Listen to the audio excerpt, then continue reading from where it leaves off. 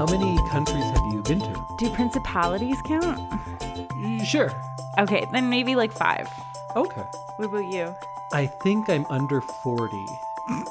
Over 35. It's a very different number. I had to sit down and count them, Yeah. but I'm also then counting like Vatican City as its own. Right. Okay, well then Monaco counts. Yeah. I always like to count Hong Kong separate because it's separate from China. I don't even know. Is this going to be the start of the episode? Who knows? Who knows? This might be in the middle. This may We be. might have just done some things of the fortnight. I don't know. Who knows? We didn't plan this one. I guess I made a presentation, so I planned it a little bit. You made a PowerPoint. Yeah. That's like, Why don't you introduce the podcast? oh yeah. Hi. Welcome to a very special episode of I Love This, You Should Too. I'm Samantha, and he's Indy. I am. And we're going to talk about a trip we're about to take. What just happened, I guess. So it's December 23rd. We just opened presents a little early because we've got a very busy next couple of days, and you thought I would probably want this before the 25th, and you were correct because I'm going to talk about it for the next 2 days straight. So we just opened Christmas presents, and you are like the best ever because we're going to Thailand. Yeah, and other places. And other places, sorry. We're going to Southeast Asia. Yes. Yeah. So long ago, maybe on the first episode, I said one day I hope that this gets to the point where, because the podcast is, we share things that we love that the other doesn't know so well. And I lived in Asia for 5 years, and I traveled a lot during that time. And it's some of my very best memories ever were doing that. And we haven't had the opportunity to do it together. So we're making it happen now. I'm forcing you to come with me. You're coming along. I'm going of my own volition. Very willingly. Yes. This was originally going to be our honeymoon, but Yes. then, COVID. And it was actually completely impossible to get to most of these places because of airport closures and the fact that a lot of these places weren't accepting foreigners. So yeah, we had to put it off, and now we're doing it, and it feels very surreal. I still haven't like fully processed it. Yeah, because you also don't know much of what we're doing. So No. that's what we're going to go over today. You out there won't know some things we're referencing because I made a little presentation for Samantha to look at so she can kind of have something in her mind of the places we're going to go to. Yes. And also, I'm going to edit this thoroughly because you don't need to know all of our personal business. True. So I'll cut a bunch of that kind of stuff out. Before we get into it, what is your travel experience? I have traveled. I think I have traveled more than just the average person. Yes. And we also travel very differently. We do. So, like, I've been very fortunate. I have parents who travel. My mom would take me along when she'd go to conferences. So I get to go to, I've been to a lot of places in Canada, actually. Like, a lot more than I think the average Canadian has. Yeah, more than me. And I've been to, Vancouver and Toronto more times than I think the average Canadian has, and that's just because I had friends who lived there and I was able to go with my mom, and then I have been to quite a few places in the States. Not quite a few, I'm not gonna say, like New York, Las Vegas, Orlando, LA, and Seattle are kind of where I've been. Mexico, a few places in Mexico, Dominican, and then a little bit of Europe. So I've been very fortunate to travel, but we do travel very differently. Because when you were in Mexico and the Dominican Republic, it's more of a resort type thing. Yes, it's all inclusive. It's, if you are leaving, it's a very catered experience for sure. And you've been to France twice. I've been to France twice, yes. If you're a listener of the podcast, you know that I went to Taylor Swift earlier this year. So yes, I've been to, I think I said, I was counting earlier, London, Paris, and a bunch of France when I went previously, and then Monaco. And then I traveled with my family, but we would camp. We would drive and camp, and that's how we traveled. There's 6 kids. They're not flying us all over the place, but still we got to go around quite a bit. And then I went to university in Norway, so when I was there, I didn't go to class. I traveled Europe because why wouldn't you? And then I taught English in Korea. So while I was over there, I would get 2 vacations, one in the winter, one in the summer, and I'd go to a different country or 2 every time. And I traveled very meagerly. I was going to say meagerly. Because that's how I phrase it to not sound like that I was poor, because I was traveling You're the still world. getting to travel the world, yeah. But once you're over there, it's very cheap to travel around. And the way I traveled, I did not spend much money. I feel like I've taken 2 taxis in Asia in the 5 years I was there, outside of Korea. In Korea, I did take it. But when I would travel, I would just walk. I had a backpack with a camera, and I would just walk for hours and go around these big cities, and I loved it. I got to go, I'm not going to list all the countries, but I got to go to so many, and I really enjoyed all of them. I don't think there's a bad place to go. I found something that I loved every place I went. There's bad things everywhere you go too. Oh, of course. But like, I think if you're like open-minded when you're traveling, everything's pretty great. So the trip that I've kind of put together for you relied on a couple of things. First, price. Yes, money. Money was the number one thing. Going to Asia, it's already going to cost. It costs a lot. Flights are just more expensive than any time in my lifetime. Yeah. And it's pricey.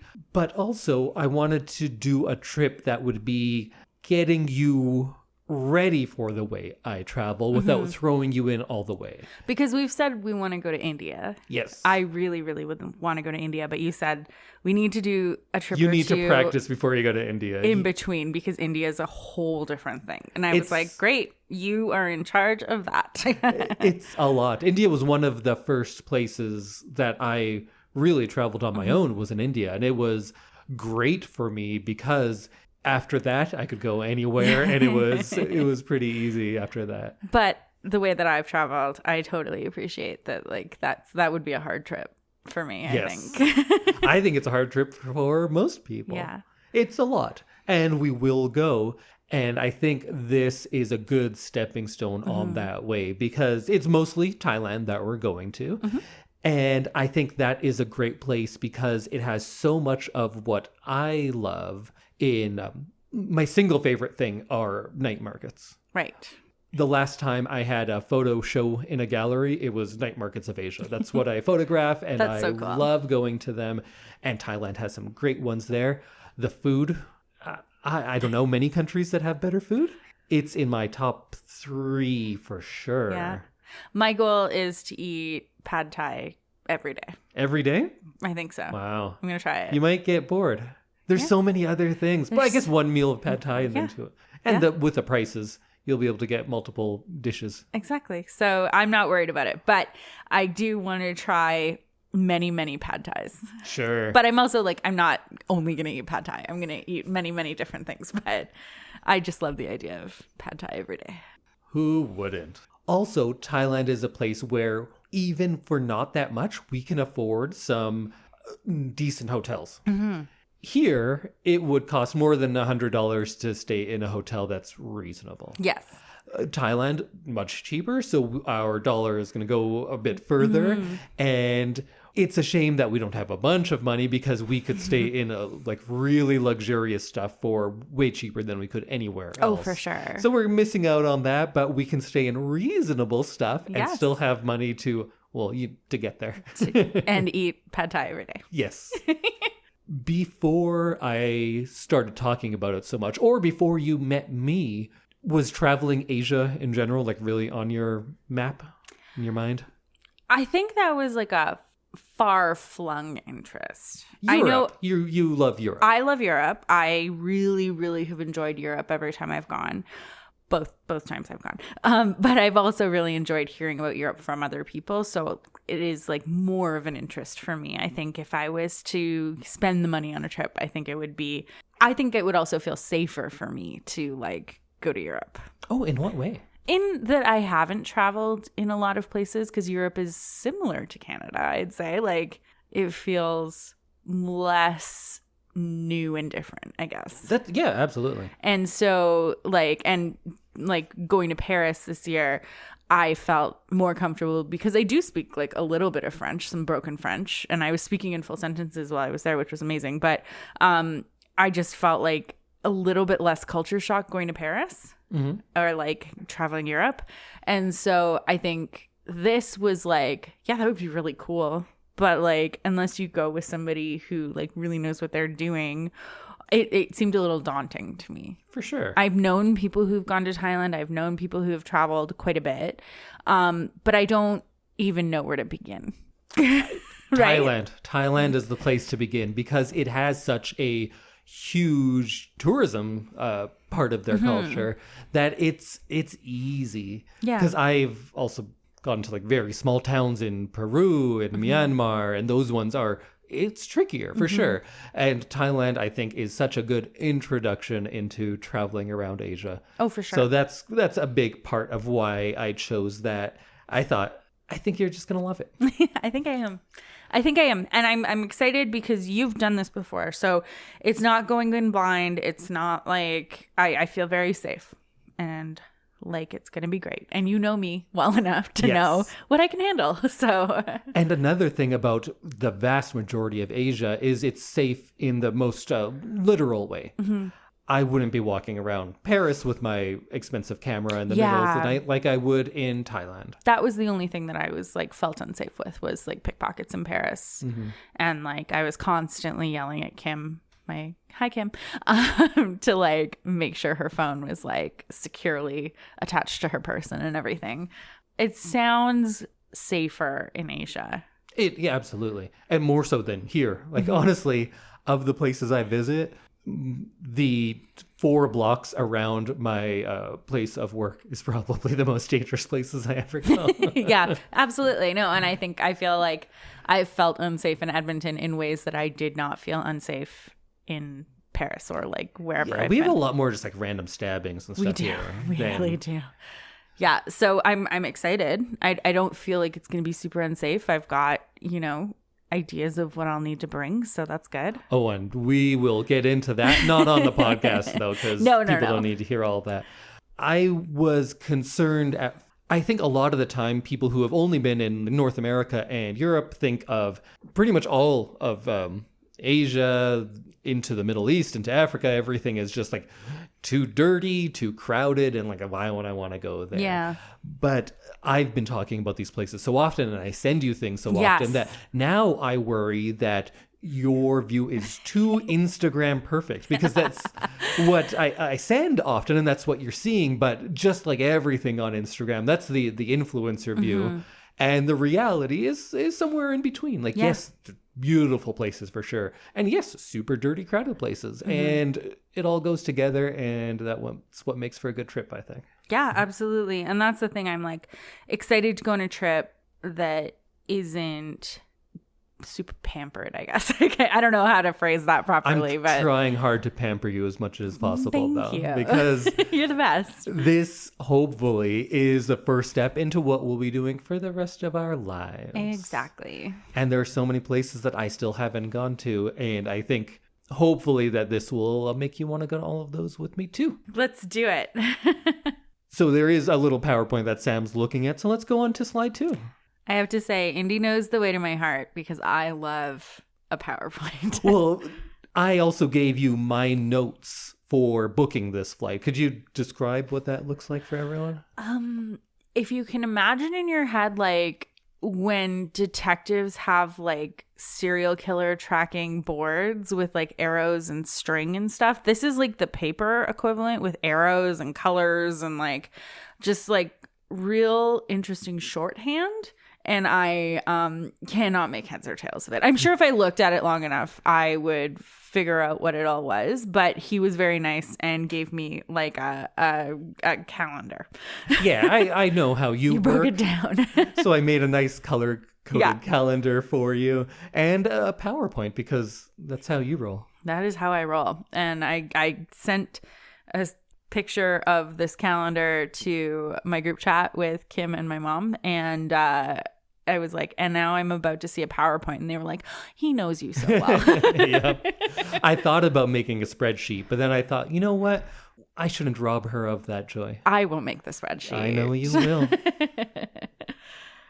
So first, we are going to leave here. We go to Vancouver, have a brief layover. Then we stop in Tokyo. And we have 5 hours in Tokyo. If our plane lands on time, I've been to Tokyo a few times. I know the train system there. We can go in to Tokyo for dinner. Oh my God, that would be so good. So we'll only get like an hour to have dinner and then have to come just right like back. rush back, but yeah. But if everything's on time, we can do that. We've also said that Japan is like its own trip because there's so many things in Japan that we both want to do. So many more expensive things. So that one has to wait a little bit. Yeah. But a dinner in Tokyo, we can have some sushi. Sure. Okay, I'm excited about that. That's only Honestly, day one. the airports in Tokyo are pretty great themselves. Yeah, I bet. And they don't jack up the prices. Oh, really? Yeah, it was crazy in Tokyo that if you go to a baseball game, a movie theater, a convenience store, the airport, prices are pretty much the same. Okay. So hopefully we'll stop in Tokyo. And then we continue on for an early morning arrival in Kuala Lumpur. And I know we keep saying Thailand, but we're actually starting our trip in Malaysia for a while. So cool. Do you know anything about Malaysia? Only that usually when you go to Thailand, you also go to Malaysia. Oh, okay. I didn't know that was a thing. I thought it was just a thing for me because Kuala Lumpur is great for 2 things that I think would benefit us a lot. One, it has the nicest cheap hotels of anywhere that I've ever been. Great. And you're going to be very jet lagged. And I thought, let's have a nice ramp up to things. Yeah. So might as well stay in a place where we can afford a nice hotel to kind of recuperate and get acclimatized to where we're going to be. Yeah. Also, Kuala Lumpur is the hub for cheap flights in Asia. Right. So usually you have to go through there. I've been to Kuala Lumpur, I don't know, 5-6 times. And it's usually just for a day or two because that's where my flights would go through. And I'm like, oh, I'm already here. You might as well stay for a while. Kuala Lumpur is great because it has such a great mix of things. It's a Islamic country. Right. So the architecture is mostly like that, but there's huge Chinese influence. The food, you get some of the best Indian food around, best Chinese food around, and then the Malaysian cuisine too. I really enjoy. That sounds amazing. When you think of Kuala Lumpur, you probably think of these 2 twin towers. With the walkway between them? Yeah, those are the Petronas Towers, and we are going to be staying right next to them, right in the heart of Kuala Lumpur in KLCC. Nice. So I guess depends which way our windows face, we might be able to see them from our hotel. Oh, it's very cool. So I'm showing Samantha some pictures now where you get both the kind of colonial architecture and then you start getting into the Islamic stuff as well, and some really cool Chinese temples.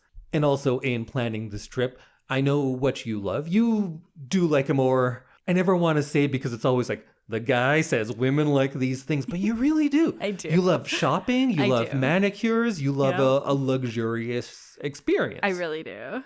So Women be shopping. Women be shopping. This woman be shopping. She really does. She loves it. And you know what? I love shopping. Yeah. Not as much as Samantha. I'm very good at it too. Yeah. That's my talent. That's my secret talent. And if there's a place where I'm good at shopping, it's around Asia. I'm so excited. We'll probably go to the Central Market, but also Petaling Street is in Chinatown there.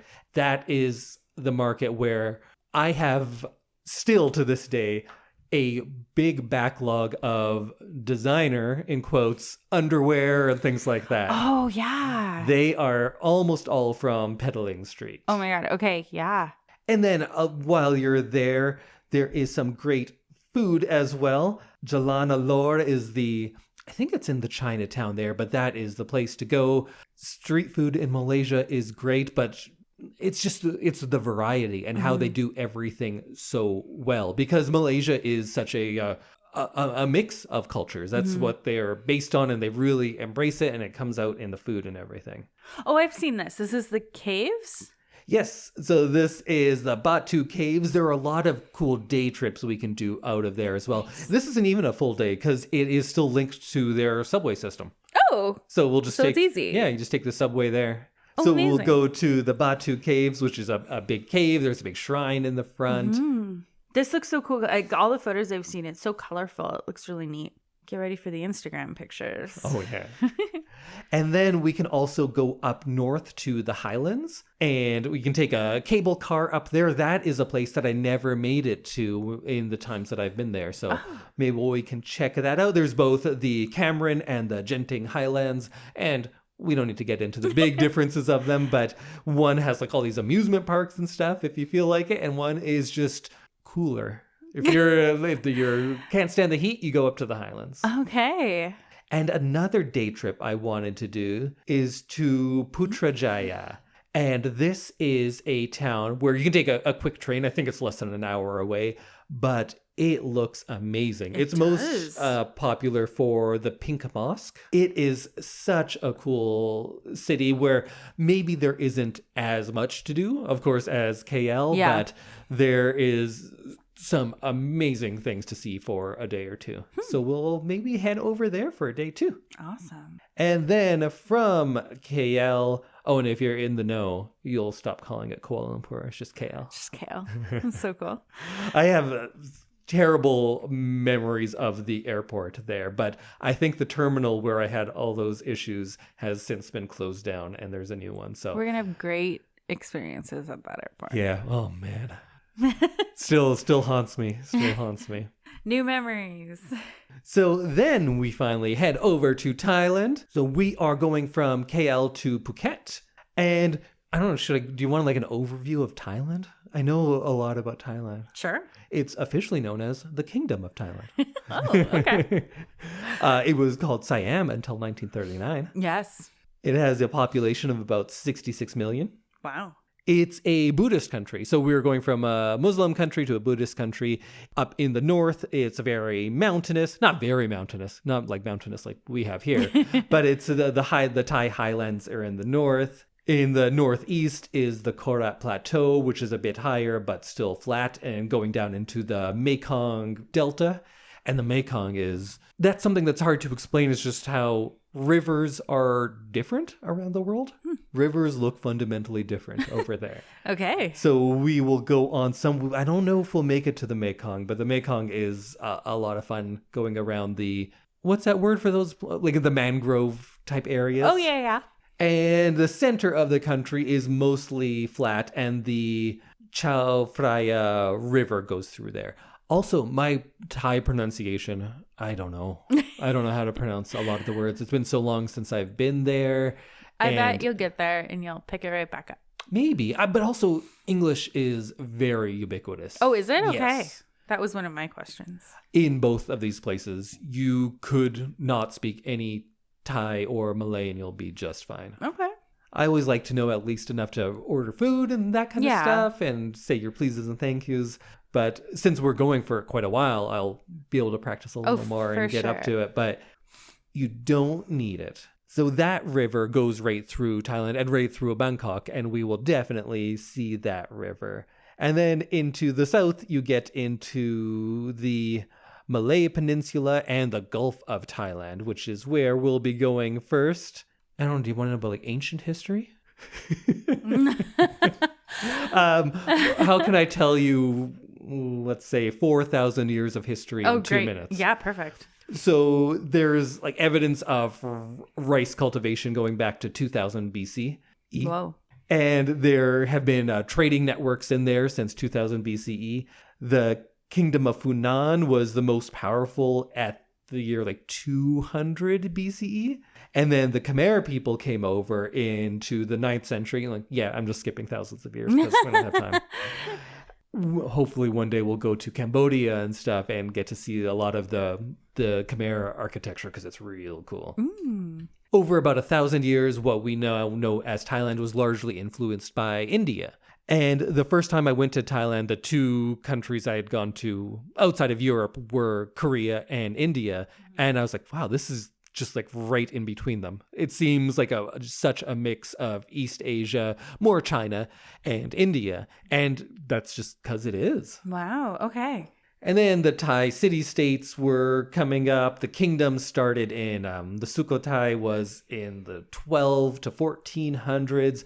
Buddhism started flourishing. The Thai script was invented there. The Thai script is one that I will never learn to read. It looks so difficult. It looks so difficult. I can't tell them apart. No. I tried. I didn't try that hard, but I gave up pretty quickly. It's hard when you have to learn like a whole new lettering system. But some places it's easy. In Korea, I picked it up in a couple of hours. Mm-hmm. In Russia, because you can kind of recognize things a little bit, so that I could pick up. But the Thai one it's nothing to me. Because it's like very small. I don't want to be rude, but like it's very squiggly.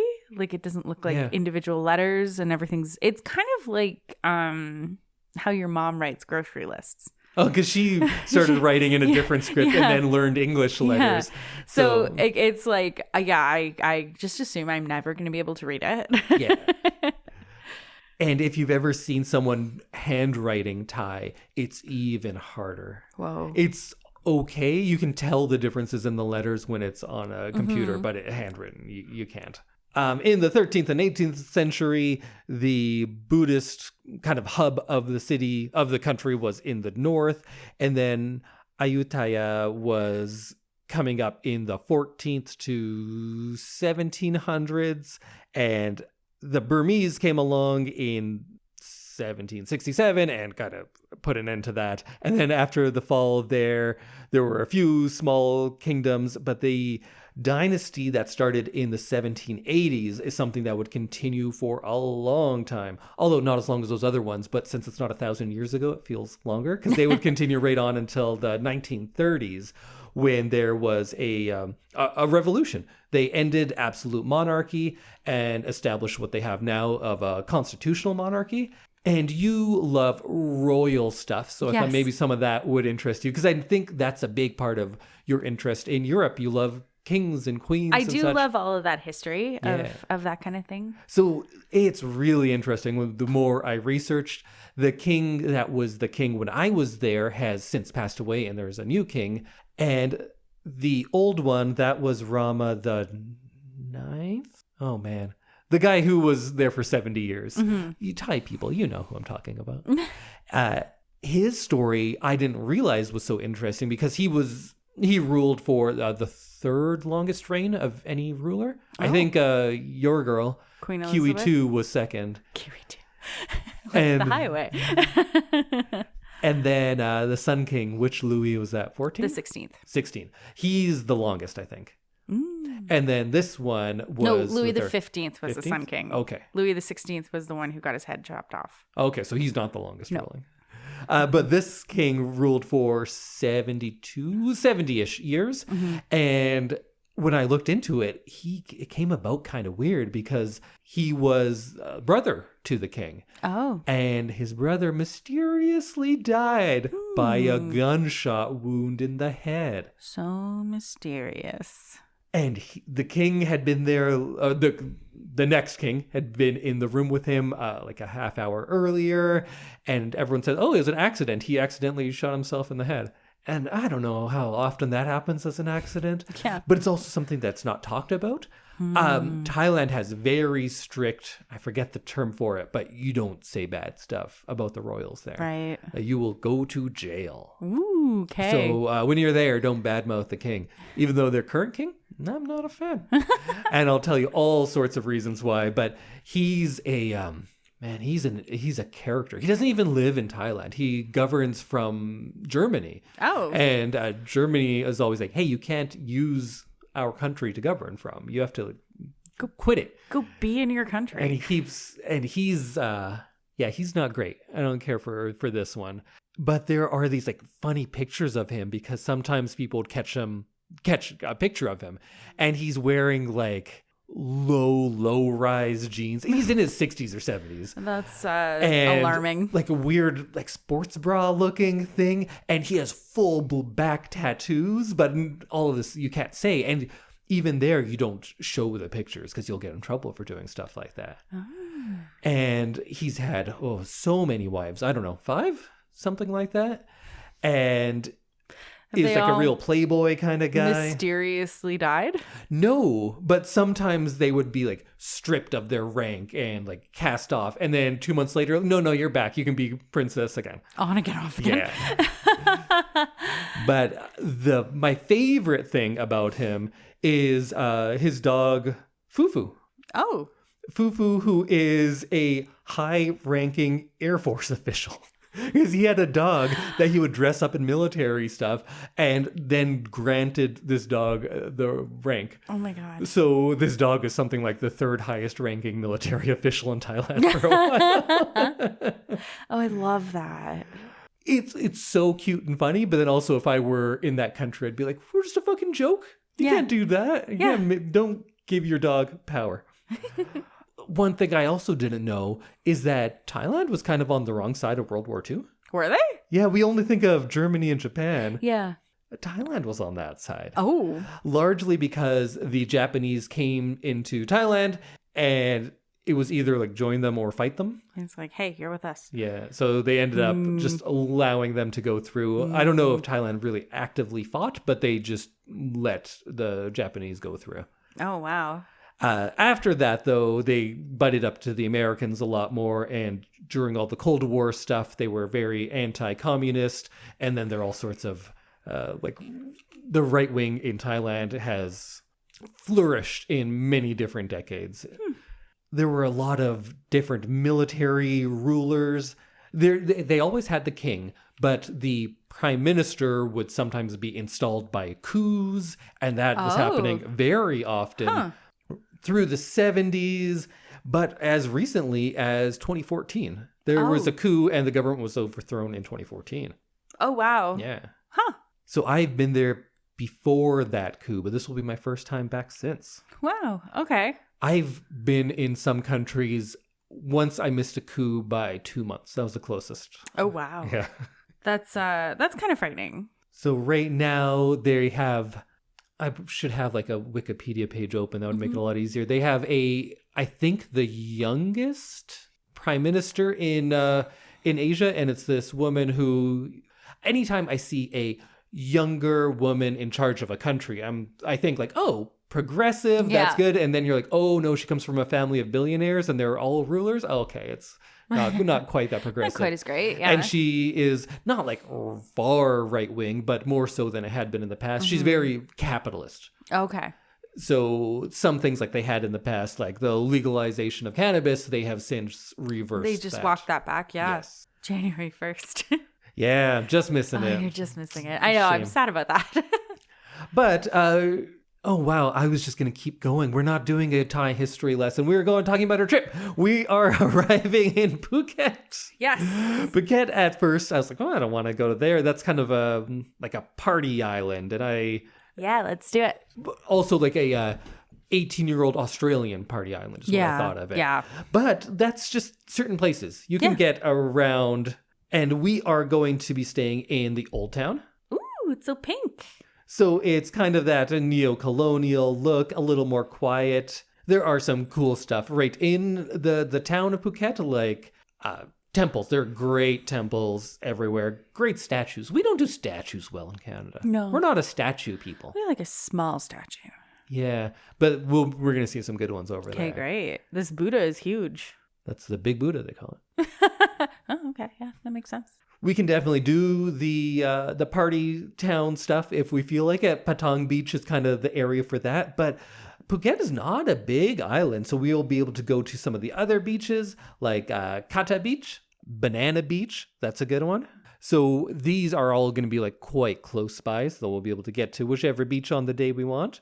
And then we can do some things that are more of a day trip, like going to Panga Bay, where we can kind of kayak around. I feel like I'm giving terrible audio in this episode, but I'm just like, ooh. Oh, I'm going to cut most of it. Okay, perfect. If it's just you going, ooh, that's cool, and they can't see it, I think I'll just cut it out. It's probably for the best because I'm not coming up with original thoughts right now. And then rather than flying out of Phuket, we are probably going to take a boat. I haven't booked this one yet, but we can take a boat and hopefully stop off in the Phi Islands. So that is going to be a more quiet, kind of secluded beach, but it is expensive to stay there.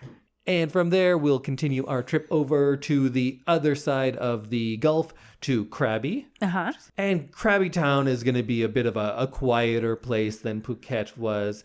They do, of course, have a really good night market. And there is this other temple, the Tiger Cave Temple is what they call it in English, that is up in the... I don't know if you call them mountains, hills. They're stone, but they're not super high, but they are steep. And there's a temple up there that I'd love to see. Oh, yeah. This looks really neat. And I think the beach around Krabi is Rayleigh Beach. That one looks great. And there are some awesome hikes from there because you can hike up those mountains and get a whole view of everything. Very cool. Also, from around there, I'd love to go snorkeling around Chicken Island. Has some of the best snorkeling around. That's so cool. And when you see the island from when you on the boat going up, you'll be like, oh, it looks like a big chicken. The island itself looks like a chicken. Okay, that sounds very cool. And it has something that I've always wanted to see in my life and haven't had the chance to yet, and that is bioluminescent plankton. So we can go for a little night boat ride and hopefully see some of that. That's so cool. I love bioluminescence. That's like one of the things you want to see most. Yes, I talk about it a lot. I do. wish I saw some more bioluminescent stuff. I've seen some jellyfish in aquariums. Right. Aquaria? Aquarii? Whatever. Aquariarios? And I've seen fireflies when I was a little kid, but that was so long ago and I haven't seen anything since. So I really want to see these plankton. Yeah, this looks so cool. And then we are going to continue on to Bangkok. Ooh. And Bangkok, I think, like Thailand to a lot of people, it gets a bad rap. When I first went to Thailand, I went to Bangkok, and everyone's like, oh, you're just going to stay in Bangkok? That's weird. Why would you go there? It's just like a big, busy city. Bangkok is fantastic. I love it so much. I think it works well that it's at the end of the trip because then you've been seeing all sorts of things. And we have a big city, a smaller, I think KL smaller than Bangkok. I just assumed it feels smaller at least. Okay. And then we get some nice kind of beach time and then going back into the big city to finish things off. Nice. Do you have any ideas of Bangkok? Night markets. Oh, yeah. Pad Thai. Sure. Shopping. Yep. All of those. We'll do it all. Great. I'm in. We are going to stay in Sukhumvit, which is a great neighborhood. It has just kind of everything. It's quite central, great restaurants, great bars, decent transportation to get around.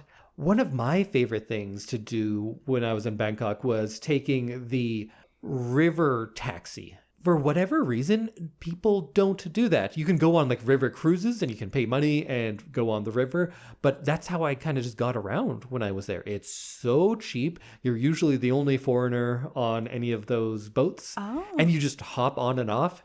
And when I was there last, there was a lot of flooding. So I'd have to like wade through water for a bit and then you just hop on a boat. It pulls up. It's so much less official seeming. Right. Just this boat pulls up and you just jump on there. It does stop, but you have to be pretty quick. They're not stopping for long, so you gotta get on that boat. And from the boat, you can see so much of the town. Like you don't even need to go to Wat Arun. You can just see it going on the boat at sunset. Watching the sunset over behind Wat Arun is always a great time. We'll have to do some of the big touristy things. Is this Wat Arun? Yes. Yeah. Okay. We'll have to do some of the big touristy things, of course, like going to the Grand Palace. And the Grand Palace, you just walk around. That's take some pictures. cool architecture. It is. I love Thai architecture. I love the differences of roofs when you go through Asia, like how the roof curves at the corners and what they use to decorate the corners of the roof from Thailand, Korea, China, Japan. You can just look at one little piece of ornamentation and be able to tell what country that came from. Oh, cool. Or you will after you go to all of them. Because I'm going to learn about everything and I'm going to be an expert. Bangkok also has one of the best Chinatowns in the world. I love their Chinatown. And we are going to be there for Chinese New Year. That's going to be very cool. So just going there to eat is great. The markets there are fantastic. And going there on Chinese New Year, I think, will be a lot of fun, too. That sounds great. That sounds super fun. And like I said, I love those night markets. That's so many tents. So we'll go to a few different ones. The one I've been talking up to you for a long time is Chaduchak Market. Of course. So we'll have to go there on a weekend, do lots of shopping. Yes. And as long as we're talking shopping, Bangkok also best malls in the world. That's what I've heard.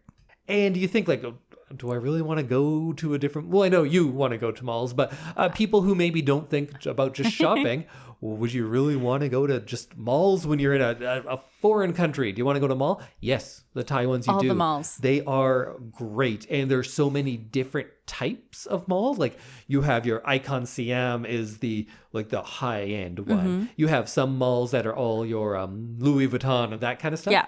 And you have some malls that it's a nice mall, but it's all knockoff stuff. Mm. And maybe my favorite mall was Terminal 21. Terminal 21 is cool because every floor of it is based off of a different country. Oh. So there's like San Francisco floor and there's Paris floor. And that's fun. The other great thing about malls there is mall food courts in Bangkok. Some of the best food in the world. Oh, you've told me that, and I'm So cheap, very so excited. good. The markets on the side of the street and mall food courts, I think, are the best food in Bangkok. Okay. And we're going to go to both. Excellent. I could talk about Bangkok for so long, but you know what? We'll just go. We'll figure it How out. about we just go? There is one big day trip from Bangkok that I need to do. Uh-huh. And that is to Ayutthaya, which is the ancient capital. And every time I've been in Bangkok, the floods were bad enough that the train tracks were washed out. Oh. So it wasn't easy to get to. And I was never the type of person who would like pay money for a card to get anywhere. And I also back then didn't have any money. Right. So this time we are definitely going to go. And then I can do something that I've never done and really wanted to as well. Yeah. Awesome. This looks very cool. When we're there, I can tell you all about the history of it. Perfect. People on the podcast don't need to know all of that. You can look into it. So that is a quick day trip from Bangkok. So we'll go there too. Awesome. And there are so many things I've already told you about that we don't need to talk about them here. We're just going to go do them. And I think it's going to be good for both of us. I'm in a place that I loved that I haven't been to in 15 some years. Mm-hmm. You are going to see all sorts of new things, but hopefully catered well enough that it's not going to be overwhelming. You'll get all your shopping in and probably some spa massage type things too. It's gonna be so good. I can walk up and down all the markets I want. And everybody's happy. I get to shop. You get to photo.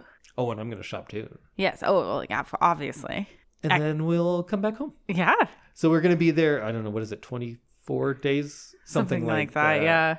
And one thing I will share with you and everyone out there, in this time, our hotels will be less than $800 for the 20 plus days. So I'm telling them that now. And then you, once we are there, can say if that was well spent, or you're like, oh yeah, this is garbage. That's why it's so cheap. I'm excited because they look really good online. Like it looks great. So I'm excited to see what a $40 hotel in another part of the world is like. Or in some cases, $27 hotels. Well, then, even better. All right. Any, I don't know, do you have any questions? I just kind of sprung the whole trip on you. My head is spinning. I don't know that I have any coherent questions right now. I think I need to process all of this first. Do you have any last thoughts? Bon voyage? Excellent.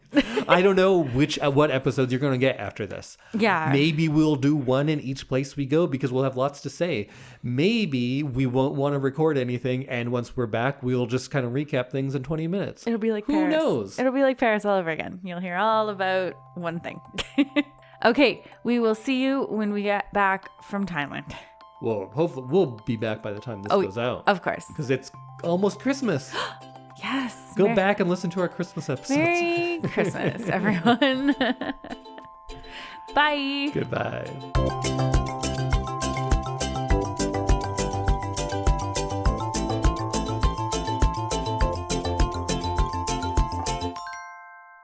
Sorry, I guess that's the undertone. I'm sorry. Why am I so bad at this? This is like year 5.